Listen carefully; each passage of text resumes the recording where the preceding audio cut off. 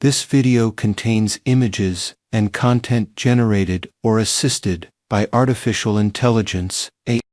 I said move, you little hood rat, Sylvia screamed, hurling Kendra's backpack into the aisle with a sickening crunch. The sound of a $10,000 laptop containing crucial merger data shattering against the floor echoed through the first-class cabin. To Sylvia, Pendergast, Kendra was just gutter trash in a hoodie trying to steal a seat. She didn't realize that the woman she just assaulted wasn't a stowaway. She was Kendra Reynolds, the billionaire CEO who had secretly acquired the airline 3 days ago. Sylvia thought she was summoning the pilot to arrest a trespasser. She had no idea she had just triggered a code red that would ground the entire fleet and send herself to federal prison. The rain at O'Hare International Airport battered the reinforced glass of the private lounge, creating a rhythmic drumming that usually soothed Kendra Reynolds. Today, however, it just felt like static noise layering over the headache pulsing behind her right temple. Kendra adjusted the hood of her oversized charcoal grey hoodie. To the untrained eye, she looked like a tired college student or perhaps an exhausted backup dancer coming off a tour. She wore no makeup. Her hair was pulled back into a messy, functional bun. Her sweatpants were comfortable, and her sneakers, while expensive, were scuffed from weeks of travel. There was absolutely nothing about her appearance that screamed majority shareholder. And that was exactly how she wanted it. She took a sip of her lukewarm herbal tea and glanced at the time on her phone. 10:45 p.m. Clears throat. The flight to Zurich was scheduled to board in 20 minutes. It had been a grueling month. Kendra was the CEO of Ether Logistics, a company that had quietly become the backbone of global shipping. But her recent acquisition was far more personal and far more volatile. 3 days ago, Kendra had finalized a hostile takeover of Vanguard Airways. It hadn't hit the news yet. The press release was scheduled for tomorrow morning Zurich time. As of this moment, technically she owned the plane she was about to board, but she hadn't flown private today. She wanted to see the product. She wanted to experience the service of her new asset from the inside without the red carpet and the terrified staff bowing to her every whim. She wanted to know if the rumors about Vanguard's declining service standards and elitist culture were true. Ms. Reynolds? Kendra looked up. A lounge attendant, a young man named Leo, stood there with a fresh pot of tea. He smiled nervously. He didn't know who she was. The reservation was booked under her middle name, Jasmine, and a Shell Company credit card, but he seemed to sense she was tired. Fresh hot water, Mum. I noticed yours was getting cold. Thank you, Leo, Kendra said, her voice raspy from lack of sleep. That's very kind of you. It's a long flight to Zurich. You should be comfortable, he said, placing the pot down gently. Is there anything else I can get you before boarding starts?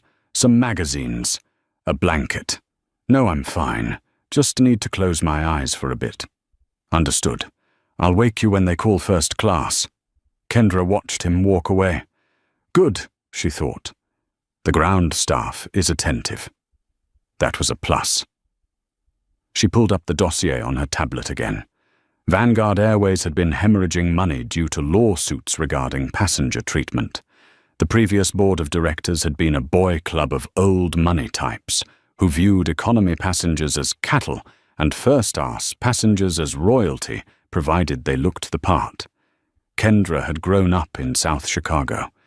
She knew what it felt like to be looked at, like you didn't belong. She had clawed her way up from a warehouse dispatcher to owning the warehouse, then the fleet, then the competition. She didn't have patience for prejudice, and she had zero tolerance for disrespect. A commotion near the lounge entrance drew her attention. A woman swept in, followed by a porter, struggling with 4 massive Louis Vuitton suitcases. The woman was blonde, painfully thin, and wearing a beige trench coat that probably cost more than a mid-sized sedan. She was on her phone, speaking loud enough for the entire lounge to hear. "No, Richard, I don't care what the board says. I'm going to Zurich to make sure the gala is set up correctly. If those idiots ruin the centerpiece, heads will roll. Did you get me the seat 1? You promised me 1A. Kendra glanced down at her digital boarding pass. Seat 1A. She smirked. Interesting. The woman who Kendra decided to mentally label the Duchess marched up to the desk. "I am here, Sylvia Pendergast. I'm in 1A. Take my bags." The desk agent, a flustered woman named Nancy, typed rapidly. "Ah, Mrs. Pendergast. Welcome. I see your reservation here. There seems to be a slight discrepancy. You're booked in 1F.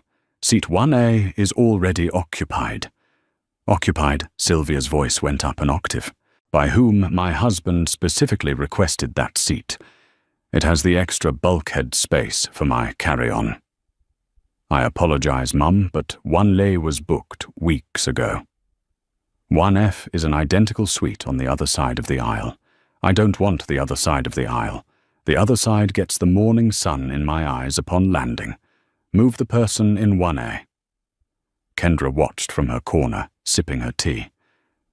The audacity was breathtaking. "I can't do that, Mrs. Pendergast," Nancy said, her voice trembling slightly. "The passenger has already checked in." Sylvia huffed, flipping her hair over her shoulder. "Fine, I'll handle it on the plane. Whoever it is, I'm sure they'll be reasonable once they realize who I am. Just get my bags on board and make sure they don't scratch the leather." Sylvia turned and scanned the lounge. Her eyes swept over Kendra, dismissing her instantly, as if she were a piece of furniture before landing on the bar. She marched over to demand a mimosa. Kendra set her cup down. This was going to be a very long flight. She picked up her phone and sent a quick text to her Chief of Operations, David. Message to David. "The Queen has arrived. If I lose signal, assume I'm in jail or I've fired the entire crew." "See you in Zurich," David replied instantly. "Please try not to buy the airport while you're there. We're over budget." Kendra chuckled. She stood up, grabbed her battered leather backpack, which contained a laptop worth 10,000 dots and contracts worth billions, and headed for the gate. She boarded first thanks to her status, slipping into the cabin before Sylvia Pendergast could finish her drink. The first-class cabin of the Boeing 727 was luxurious. Individual suites with sliding doors, lie flat beds, and massive entertainment screens. Seat 1A was the jewel offering the most privacy. Kendra settled in, kicking off her sneakers and putting on the complimentary slippers. She pulled her hood up, put on her sunglasses, and curled up with her blanket. She just wanted to sleep. She closed her eyes, listening to the soft jazz playing over the speakers. 10 minutes later, the storm arrived. The smell of expensive, cloying perfume hit Kendra before the voice did. It was a heavy floral scent, something that smelled like roses and old money. "Excuse me." Kendra didn't move. She kept her eyes closed behind her sunglasses, breathing slowly. Maybe if she ignored her, Sylvia would go away. "Hello. I know you're awake. I can see you breathing." A sharp tapping on the plastic shell of her suite. Tap, tap, tap. Kendra sighed. A long, ragged sound. She slid her headphones down around her neck and turned her head. Sylvia Pendergast was standing in the aisle, looming over her. Up close, the woman looked even more severe. Her makeup was flawless, but her expression was twisted into a sneer of utter contempt. "Can I help you?" Kendra asked, keeping her voice calm and low.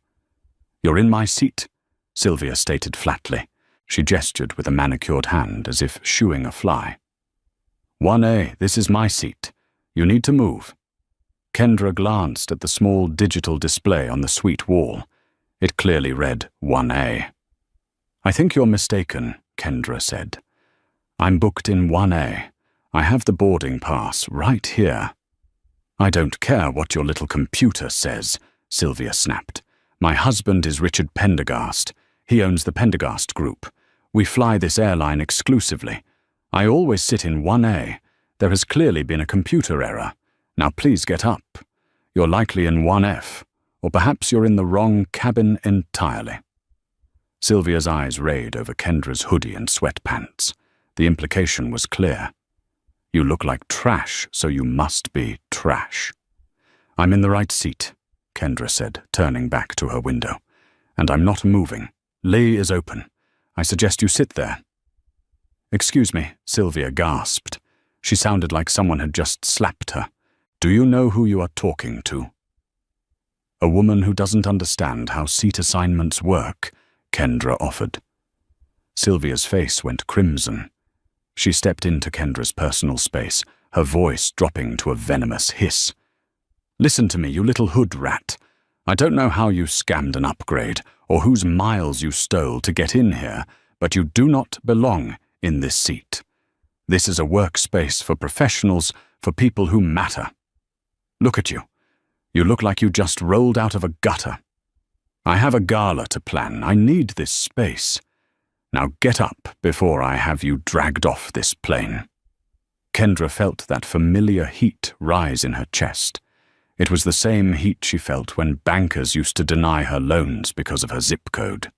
It was the same heat she felt when competitors assumed she was the secretary at board meetings. But Kendra was a shark, and sharks didn't bark. They bit. She slowly removed her sunglasses. Her eyes were dark, sharp, and intelligent. She held Sylvia's gaze with a terrifying calmness. "Touch me," Kendra whispered, "and you will regret it for the rest of your life." Sylvia recoiled, slightly startled by the intensity in Kendra's voice, but her entitlement was a powerful drug. She turned around and screamed towards the galley. "Attendant Stewarties, get out here now!" A young male flight attendant, the tag on his vest reading Liam, Clear's throat, came rushing out of the galley. He looked terrified. He had clearly been warned about Sylvia, or maybe he just had good survival instincts. "Yes, Mrs. Pendergast. Is there a problem?" Liam asked, wringing his hands. "Yes, there is a massive problem, Liam." Clear's throat. Sylvia pointed a shaking finger at Kendra. "This squatter is in my seat. I have asked her politely to move, and she threatened me. She threatened my life." Kendra raised an eyebrow. "I said if she touched me, she'd regret it. That's a boundary, not a threat." Liam looked at Kendra, then at his manifest. Mrs. Pendergast, this passenger is Miss Reynolds. She is booked in 1A. Your seat is 1F. I don't want 1F. Sylvia shrieked, stomping her foot like a toddler. I want 1A. It has the extra storage, and I don't want to sit across from her. She smells like poverty. She's probably smuggling drugs in that backpack. Did you check her bag? Did you? The cabin had gone silent. Other first-class passengers were peeking over their dividers. A businessman in row 2 was filming with his phone.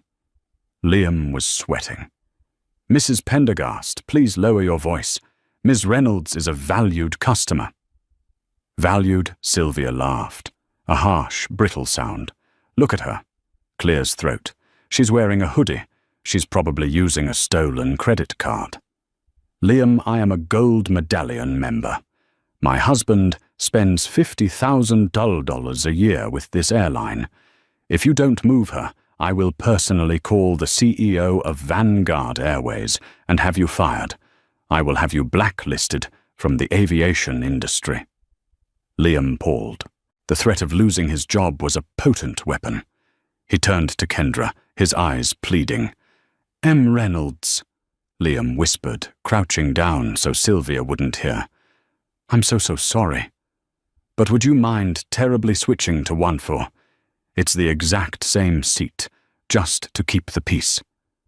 She's very difficult." Kendra looked at Liam. She felt for him. He was just a worker bee, trying not to get stung. But if she moved now, she validated Sylvia's behavior.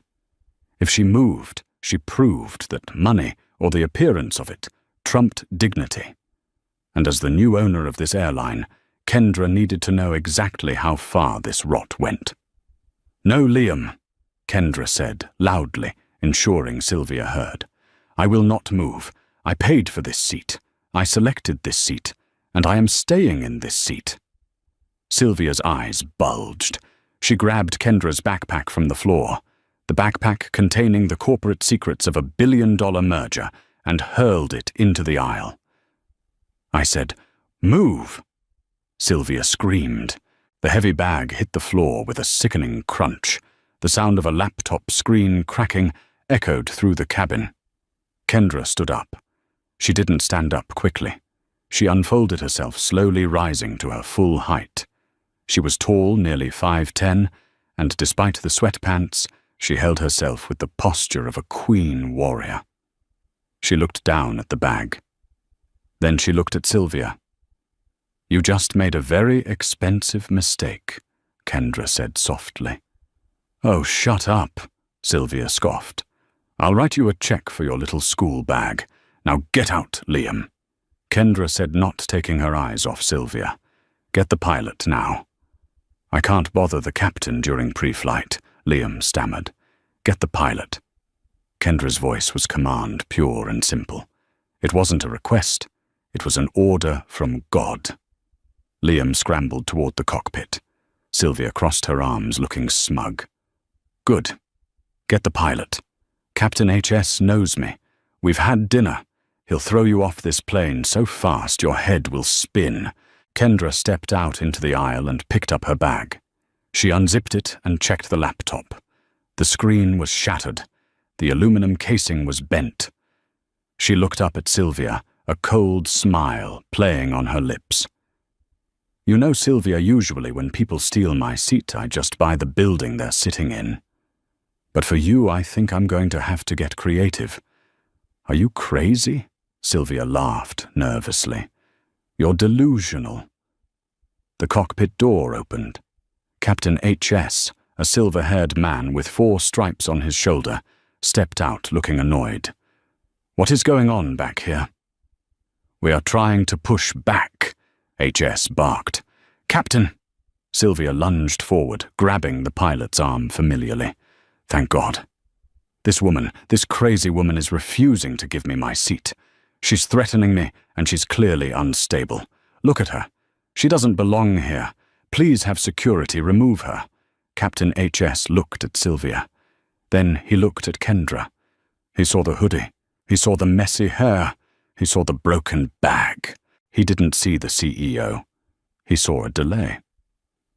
"Mum," Him said to Kendra, his tone patronizing. "I don't know how you got on this flight, but Mrs. Pendergast is a priority passenger.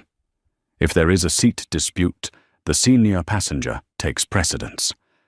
I'm going to have to ask you to grab your things and deplane. We can rebook you on a later flight in economy." Kendra stared at him. "Excuse me. I have a boarding pass. I am in 1A. You are kicking me off because she wants my seat." "I am kicking you off because you are causing a disturbance," HS said, checking his watch. "I have a schedule to keep." Liam escort her off. "I'm not going anywhere," Kendra said, planting her feet. Captain H stepped closer, towering over her. "Listen to me, Missy. You get off my plane, or I call the federal marshals and have you arrested for interfering with a flight crew." "Do you want to go to jail tonight?" Sylvia smirked from behind the captain. "Bye-bye, trash." Kendra looked at the captain. She looked at Sylvia. Then she reached into her pocket and pulled out her phone. "You're right, Captain," Kendra said calmly. "I think we should call the authorities." But first, she tapped the screen 3 times. "I'm making a call. No calls. Phone's off," HS shouted, reaching for her device. Kendra pulled back sharply. "Touch me, H's, and you lose your pension. I suggest you wait 10 seconds. She put the phone to her ear. The cabin was deadly silent. "David," she said into the phone. "It's Kendra. Code red at O'Hare. Flight 404 to Zurich. She paused, looking dead in HS's eyes. Ground it. Ground the entire fleet. Captain HS stared at Kendra for a moment, his face contorted in a mixture of confusion and amusement. He looked around the cabin, seeking validation from the other passengers, chuckling darkly. "Did you hear that?" Hams asked, gesturing to Kendra with his thumb. "She's calling for a fleet grounding." "Lady, do you have any idea what you're saying? You're delusional. You're having a mental break." Sylvia Pendergast let out a shrill, mocking laugh. "It's pathetic, really. She thinks she's in a movie. Ground the fleet. Who does she think she is, the president?" She leaned in closer to Kendra, her expensive perfume now smelling like rot. "You're not grounding anything, sweetie. You're going to jail. You're going to a cell with concrete walls where you belong." Kendra lowered her phone slowly. The screen was dark. The call had ended. She didn't say a word. She just sat back down in seat 1A, or rather the edge of it, since Sylvia was still blocking the aisle, and crossed her legs. She looked at her watch. 3, Kendra whispered. 2. One thump. A heavy mechanical sound echoed through the fuselage. It was the sound of the jet bridge, which had just begun to retract, suddenly reversing course and slamming back against the aircraft door. "What was that?" Sylvia asked, looking around. Then the lights flickered. The soft, ambient mood lighting of the first-class cabin surged to harsh, bright white boarding lights. The gentle hum of the auxiliary power unit, which provided air conditioning and electricity, abruptly winded down and cut off.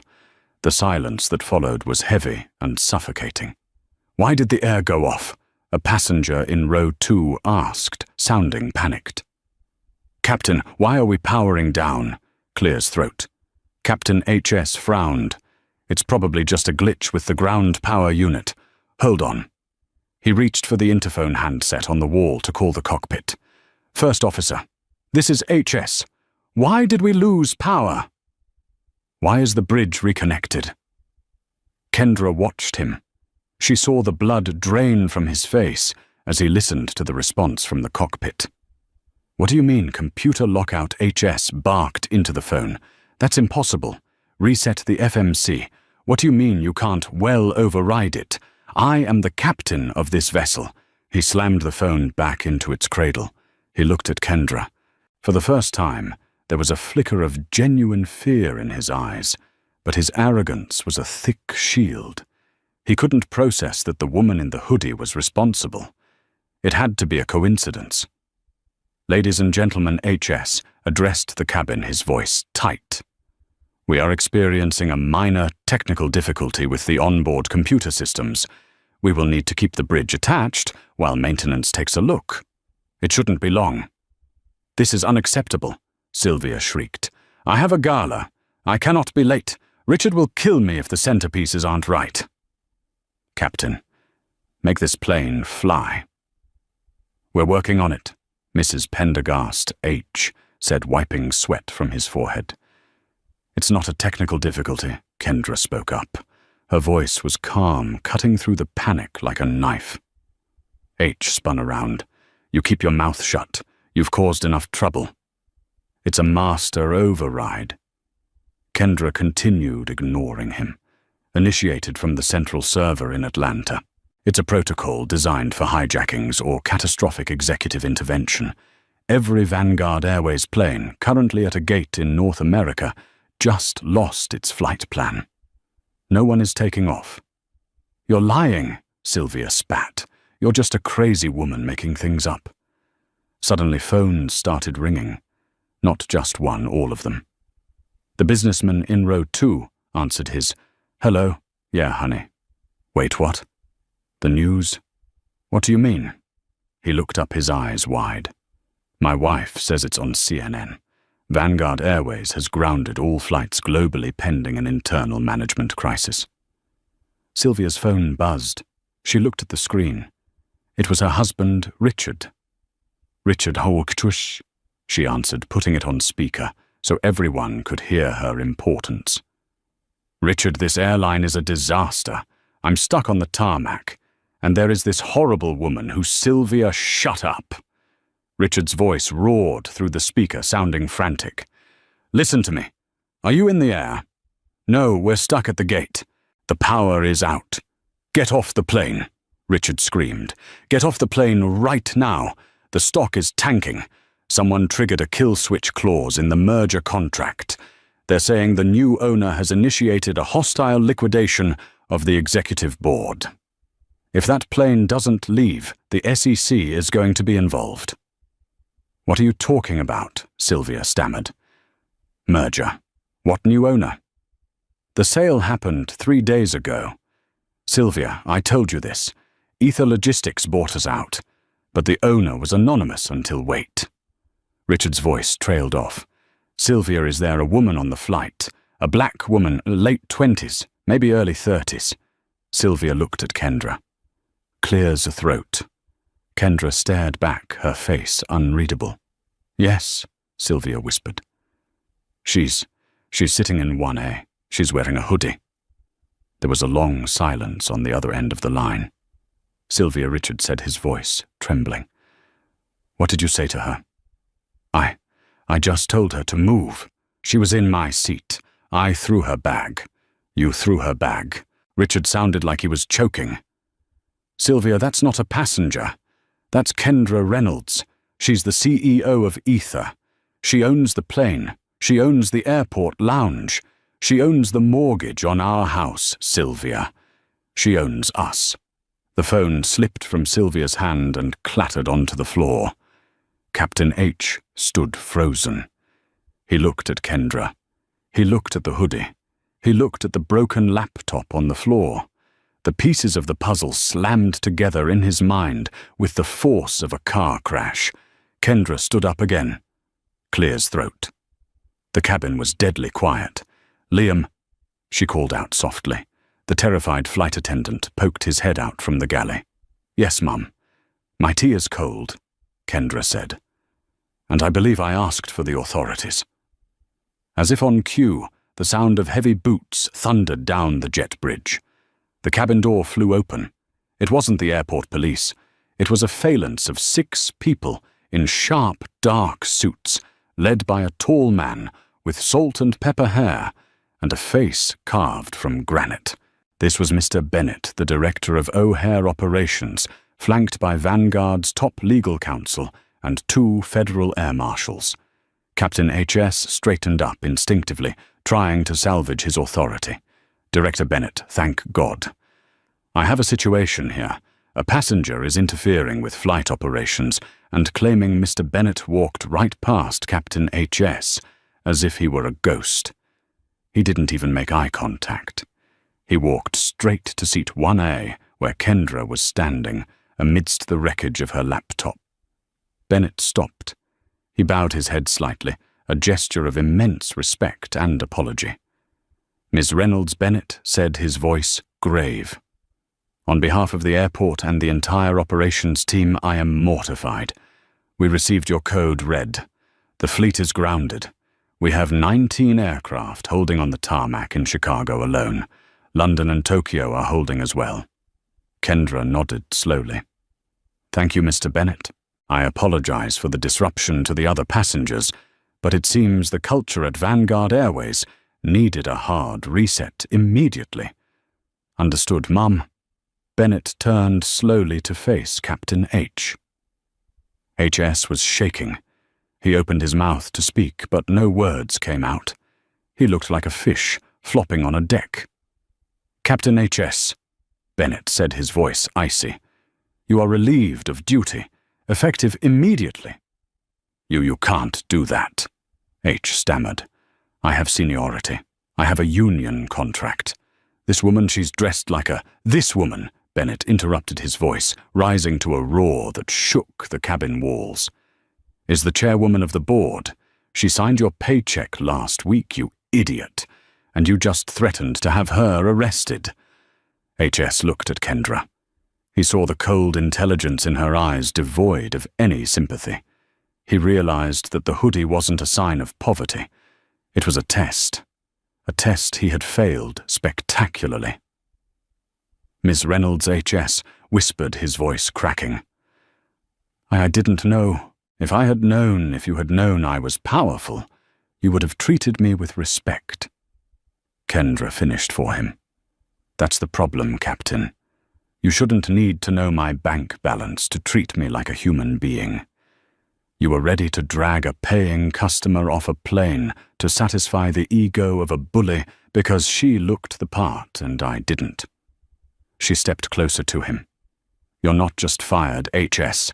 I'm revoking your flight privileges on all ether-owned carriers. You'll never fly a commercial jet for this company again. Get your bag. Get off my plane. HS looked around. The other passengers were staring at him with a mix of shock and pity. He grabbed his flight bag with trembling hands and walked off the plane, his career ending in a walk of shame. Then Kendra turned her attention to Sylvia. Sylvia Pendergast was pressed against the wall of the cabin, looking like a trapped animal. Her face was pale, her expensive makeup standing out starkly against her white skin, clear as throat. She was trembling so hard her jewelry rattled. Miss Reynolds, Sylvia squeaked. I am so sorry. It was a misunderstanding. I'm under a lot of stress. The gala, my husband, surely you understand. We're both women of status. We can work this out. Kendra looked down at the broken laptop on the floor. The screen was shattered, the keyboard bent. Work this out? Kendra asked. She motioned to one of the lawyers, a sharp-eyed woman named Elelanena. Elelanena. What was the estimated value of the data on that drive? Elelanena stepped forward, holding a tablet. Miss Reynolds, that laptop contained the only offline cryptographic key for the Vanguard Ether merger finalization. Without it, the integration is delayed by 3 weeks. The estimated cost of that delay in stock value drop and operational holdups is approximately $45 million. Sylvia's jaw dropped. 45 million, Kendra, Clear's throat said. And since you destroyed it maliciously in front of witnesses after being warned. Kendra paused, tapping her chin. That's not an accident. That's corporate sabotage. That's a felony. I didn't mean to. Sylvia cried, tears streaming down her face, ruining her mascara. I just wanted my seat. I'll pay for the computer. I'll buy you 10 computers. It's not about the computer, Sylvia Kendra said, her voice dropping to a dangerous whisper. It's about the entitlement. You think the world belongs to you because you married a checkbook, but you forgot one thing. Kendra leaned in close. There's always a bigger fish, and you just swam into the shark tank. Please, Sylvia begged, grabbing Kendra's sleeve. Don't arrest me. My husband, Richard will fix this. He knows people. Kendra laughed softly. It wasn't a happy laugh. Oh, Richard, that's actually the most interesting part of this whole encounter. You see, while I was sitting here drinking my tea, waiting for you to stop screaming, I was reading a file. Kendra signaled to the air marshals. Officers, would you please escort Mrs. Pendergast to the private holding room in the terminal? We have some things to discuss regarding her husband's accounting practices. What Sylvia gasped as the marshals grabbed her arms. Get your hands off me. I am Sylvia Pendergast. Actually, Kendra said, picking up her shattered laptop and handing it to Bennett. I don't think that name is going to open any more doors for you, Sylvia. In fact, I think it's about to lock a whole lot of them. Move, the marshal ordered. Sylvia was dragged down the aisle screaming and kicking past the rows of stunned passengers who were now recording everything on their phones. Kendra turned to the cabin. She took a deep breath. Ladies and gentlemen, she announced, her voice projecting clearly. I apologize for the delay. The captain has been replaced. A new flight crew is on their way. Drinks are on the house. Everyone on board will receive a voucher for a free round-trip ticket to anywhere in the world as compensation for this entertainment. The cabin erupted in applause. Kendra didn't smile. She grabbed her backpack, nodded to Liam, who looked like he was about to faint from relief, and followed the marshals off the plane. She wasn't done yet. The real drama was just beginning. The private holding room in Terminal 3 was a sterile box with glass walls, usually reserved for VIPs who needed security clearance. Today, it was an interrogation room. Sylvia sat at a metal table, her trench coat bunched up around her, a box of tissues in front of her. She was sobbing uncontrollably. The arrogance was gone, replaced by the terrified reality of a woman who had never faced consequences in her life. Kendra walked in, followed by Director Bennett and two men in suits who weren't airport staff. They were FBI. Kendra sat opposite Sylvia. She placed her phone on the table. "Where is he going?" Sylvia Kendra asked quietly. "Who?" Sylvia sniffled. Richard, your husband, Kendra, leaned back. "See, here's the thing. When I bought Vanguard Airways, I did a deep dive into the frequent flyer accounts of our top clients. I wanted to know who we were serving, and the Pentagast group account. It was fascinating." Sylvia looked up, her eyes red. "We're good customers. You're criminals," Kendra corrected. "Your husband has been using Vanguard cargo flights to move undeclared assets to Zurich for 6 months. High V-value art gold-bearer bonds. He's stripping his company before the SEC indicts him for a Ponzi scheme." Sylvia froze. The color drained from her face completely. "I don't know what you're talking about." "Don't lie to me," Kendra said sharply. "Why were you so obsessed with seat 1A? Why that specific seat? Why did you need the bulkhead storage so badly that you were willing to assault me for it?" Sylvia looked at the FBI agents, then back at Kendra. She stayed silent. "I'll tell you why," Kendra said. "Because Richard told you to bring the package, and the package was too big for the overhead bin. It had to be under the seat in 1A, where the security camera in the cabin has a blind spot." Kendra snapped her fingers. One of the FBI agents placed a large leather satchel on the table. It was Sylvia's carry-on, the one she had been so protective of in the lounge. "We opened it, Sylvia," the agent said. He unzipped the bag. Inside, wrapped in silk scarves, were 3 hard drives and a stack of physical ledger books. "The shadow books," Kendra said. "Evidence of money laundering for the cartel.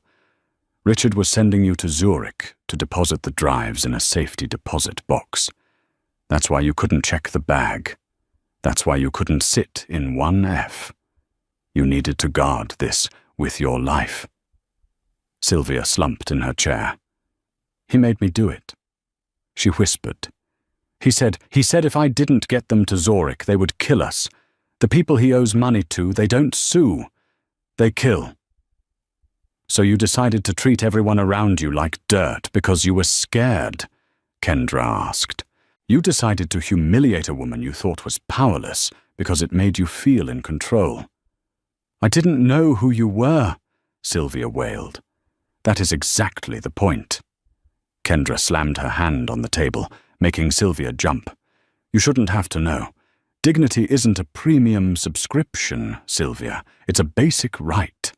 And because you were so busy looking down your nose at my hoodie, you drew attention to yourself. You drew attention to this bag. You brought this on yourself." Kendra stood up and walked to the glass wall, looking out at the tarmac where the rain was still falling. "Richard Pendergast was arrested 5 minutes ago, trying to board a private jet in Teterboro," Kendra said, without turning around. "He gave you up immediately. He said you were the mastermind behind the laundering." "That bastard!" Sylvia screamed. "He's lying. I just wanted the lifestyle. I just wanted the clothes." "Well, you're going to get a new outfit soon," Kendra said. "Orange is very in this season." Kendra turned back to the FBI agents. "She's all yours.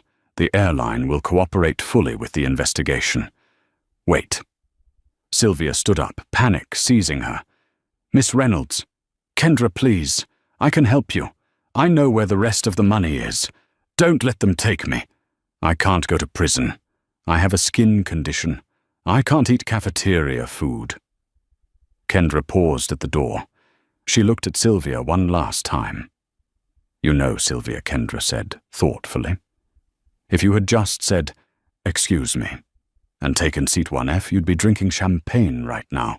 You'd be on your way to Zurich. You might have even gotten away with it for a few more days. Kendra opened the door. Karma doesn't usually move this fast, Kendra said. But I made a special request. She walked out, leaving Sylvia screaming as the FBI agents moved in to handcuff her. Kendra walked back into the terminal concourse. It was bustling with people. She saw families hugging business people, rushing the chaos of travel. She felt exhausted. Her laptop was broken. Her merger was delayed, and she had barely slept. She felt a vibration in her pocket. It was her personal phone. Clear's throat. A text from David. David, news is out. Black female CEO grounds fleet to stop corporate smuggling ring. You're trending. Stock is up 4%. Also, I got you a new laptop. It's waiting in the lounge. Kendra smiled. A real, genuine smile. She looked at the departure board. Flight 404 to Zurich was reboarding. A new crew, a fresh start. She adjusted her backpack, pulled her hood up and walked toward the gate. She still looked like a college student. She still looked like she didn't belong in first class.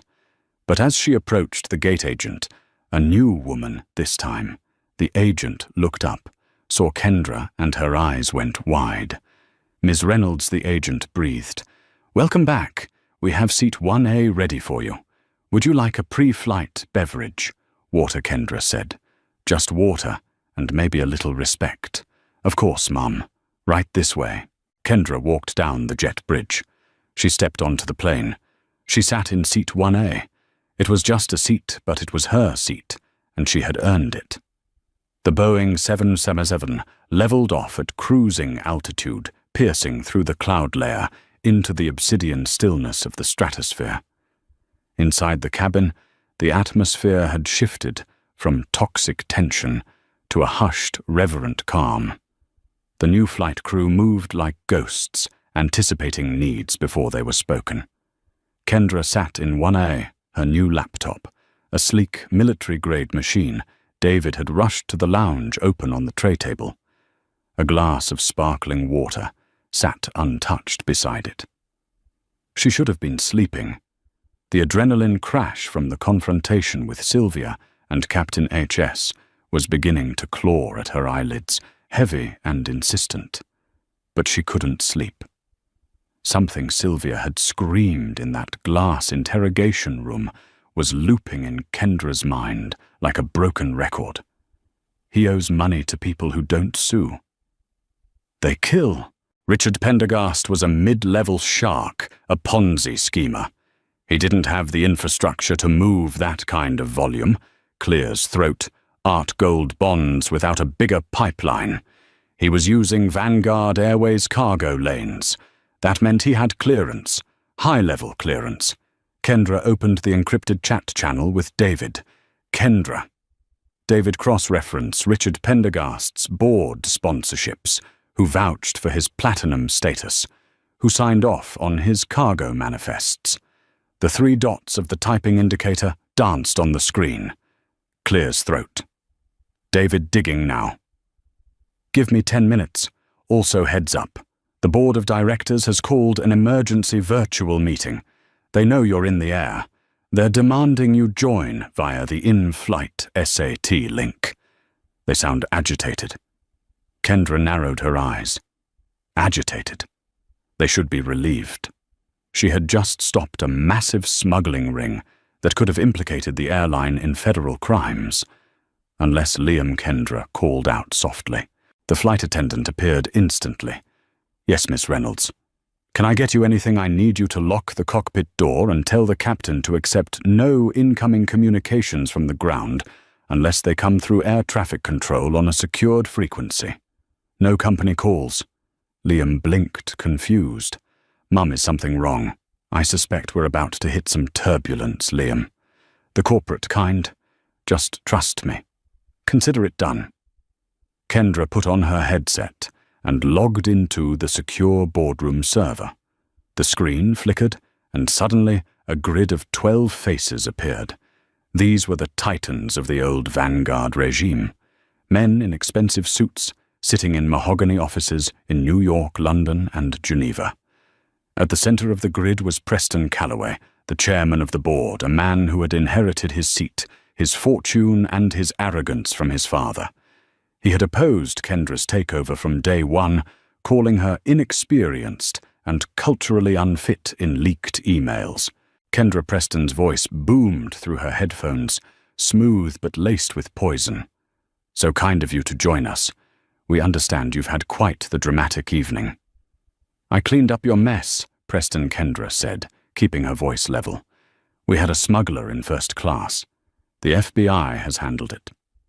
"Yes, we heard," Preston replied, adjusting his silk tie. "We also heard you grounded the entire North American fleet for 2 hours. Do you have any idea what that cost us? Stockholders are panicking. The media is spinning this as a hostile purge of the passenger list. The media is calling me a hero, actually," Kendra countered, glancing at the trending topics on her second screen. "But let's cut the pleasantries. Why the emergency meeting? We're invoking Article 15 of the corporate bylaws," Preston said, a cruel smile spreading across his face. "Competency and stability.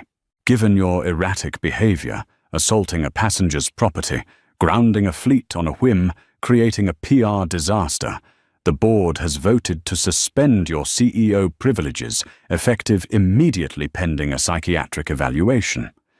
Kendra felt a cold chill run down her spine. It was a coup. They were trying to lock her out of the company while she was trapped in a metal tube over the Atlantic Ocean. "You can't do that," Kendra said. "I own 51% of the voting shares."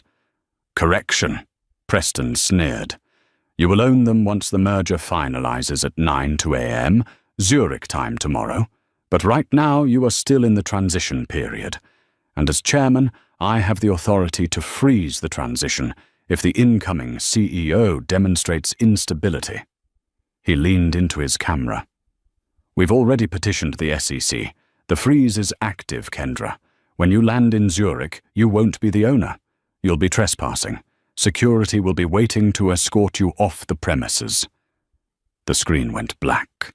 Preston had cut the connection. Kendra sat in the silence of the cabin, the hum of the engine sounding like a funeral dirge. They had played her. Richard Pendergast was the bait. They knew Richard was dirty. They probably allowed him to operate. They wanted a scandal to trip her up, to make her look emotional and reckless, so they could claw back control of the company. She looked at her watch.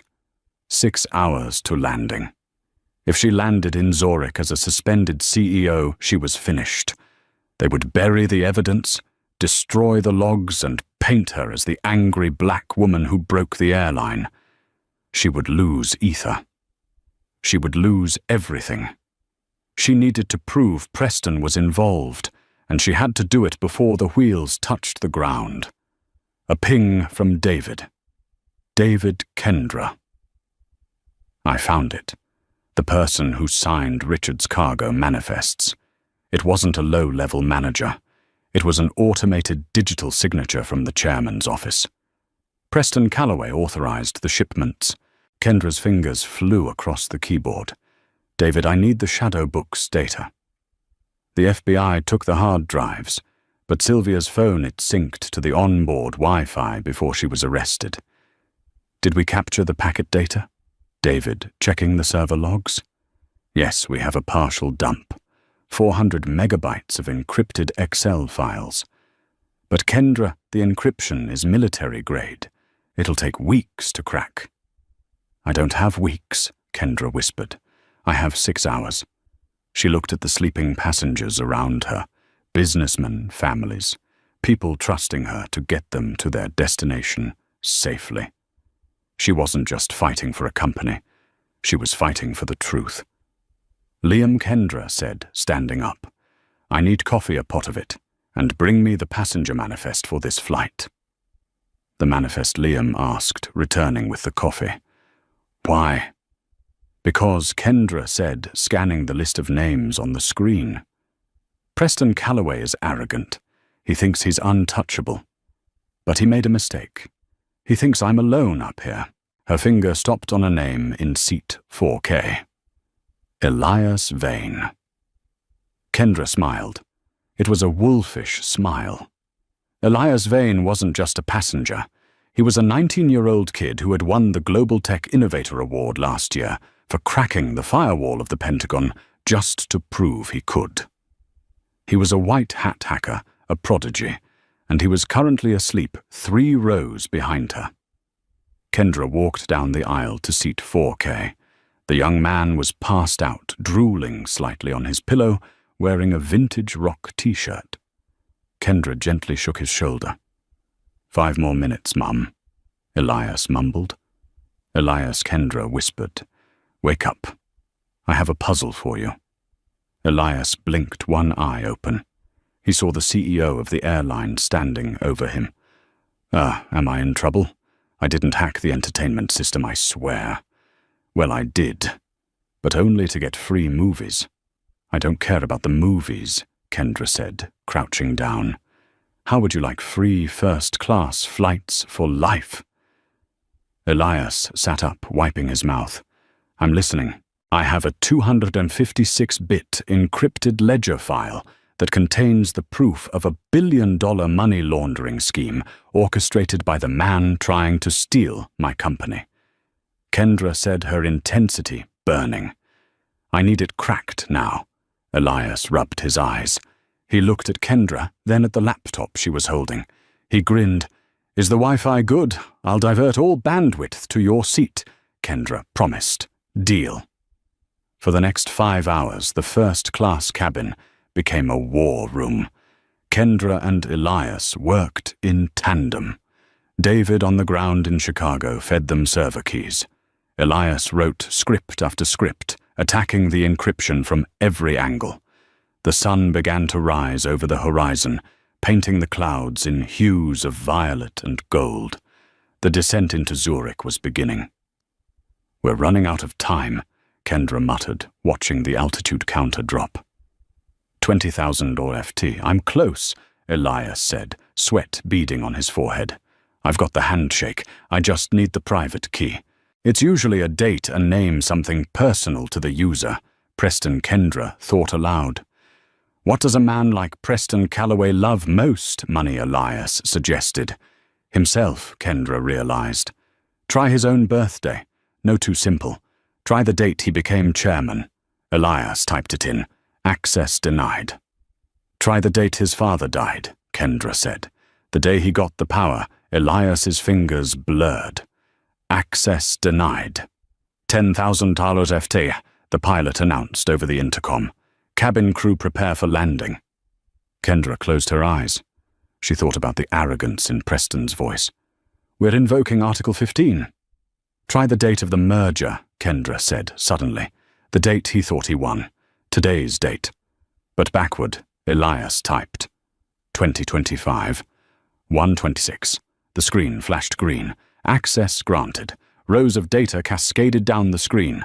Bank accounts in the Cayman Islands. Wire transfers labeled Pendergast. And right there in the metadata of every single transaction was the authorization code PC Admin 01. Preston Calloway. We got him. Elias breathed. David! Kendra shouted into her headset. Are you seeing this? David, I see it. I'm mirroring it to the SEC and the Swiss Federal Police right now.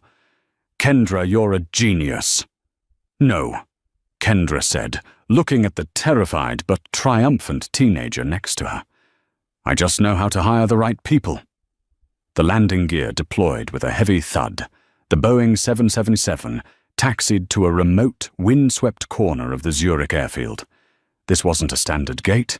It was a private hangar reserved for heads of state and executions.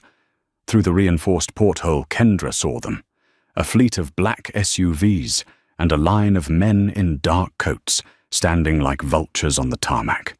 At the center stood Preston Calloway, the chairman of the board.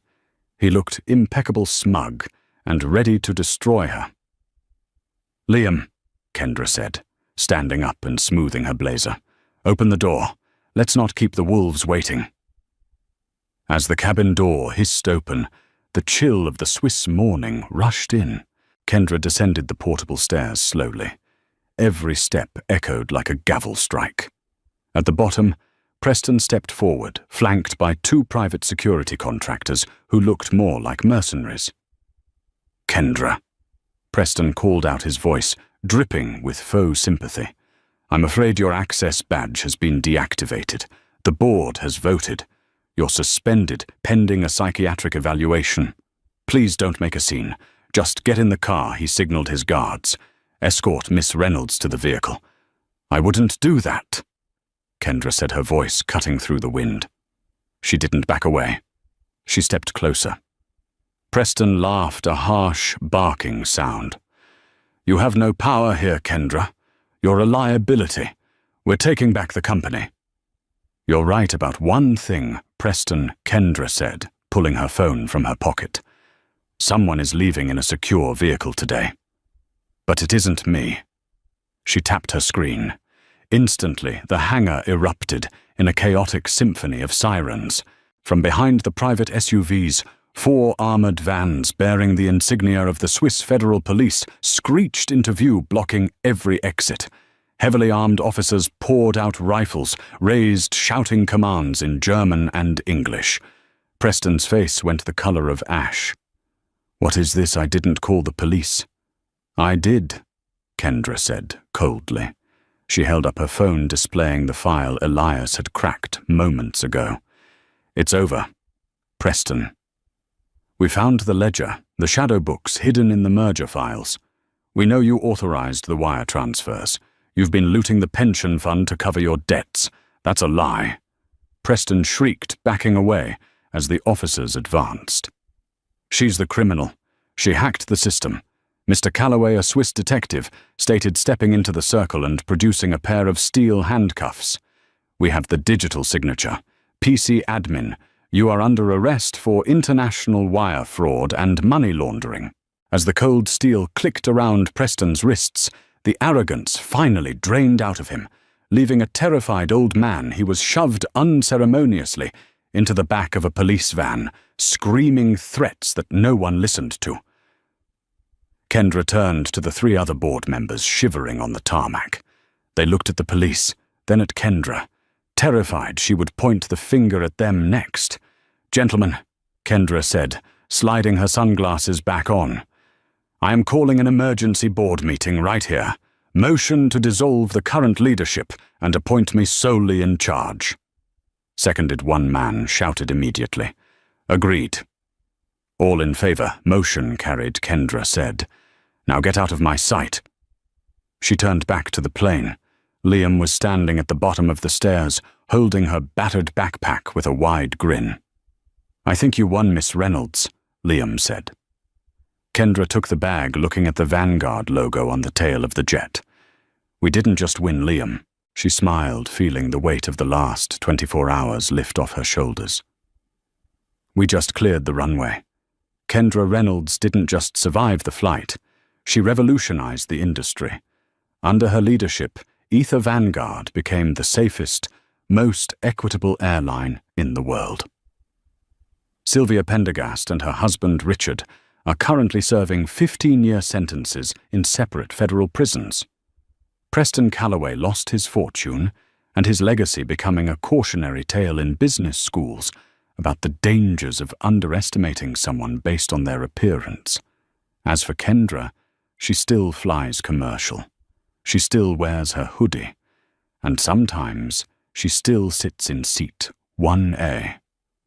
But now, when she sees someone being mistreated, she doesn't just call the flight attendant. She changes the policy. The moral of the story is simple. True power doesn't roar, it whispers. And karma. Karma is always watching, ready to upgrade the humble and ground the arrogant. If you enjoyed this story of justice and karma, please smash that like button and subscribe to the channel. Turn on notifications so you never miss a story about the underdogs winning. Share this video with someone who needs a reminder that nice guys and badass CEOs finish